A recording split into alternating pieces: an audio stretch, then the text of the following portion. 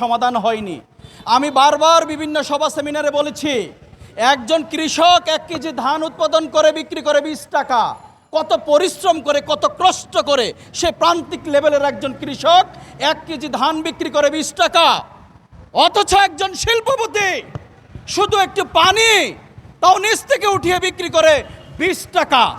এই যে বৈষম্য, প্রান্তিক লেভেল আর এদেশের শিল্পপতিরা আজকের সরকারকে কন্ট্রোল করে এটা আবারও প্রমাণ করলো। এক জোড়া জুতার দাম 3000 টাকা সর্বনিম্ন এখন চামড়ার। অথচ একটা চামড়া বিক্রি হয় 1,40,000 টাকার গরু আমাদের বিক্রি হয়েছে 400 টাকা চামড়া বিক্রি করেছি। আগের সরকারগুলো বলেছে সিন্ডিকেট দূর করতে পারেনি। আজকে তো কোনো সরকার নেই, আজকে জনগণের সরকারই বলা যায় অন্তর্বর্তীকালীন সরকার।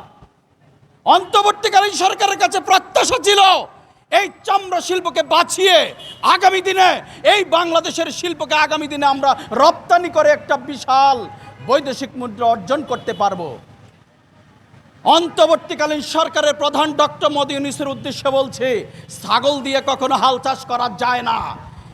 এই ছাগল দিয়ে যদি হাল চাষ করার চেষ্টা করেন, অন্তর্বর্তীকালীন সরকার কলুষিত হবে, আস্থা নষ্ট হবে দেশের জনগণের। তাই হচ্ছে গণবিপ্লবের পরের সরকারের চরিত্র এটা হতে পারে না।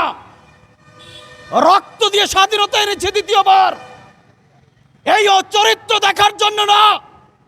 300 টাকা 400 টাকা একটা চামড়া বিক্রি হয়।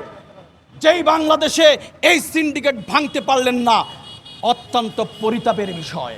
আমাদের হৃদয়ে রক্তক্ষরণ হয়। আর কবে পারা যাবে? দলীয় সরকার আসলে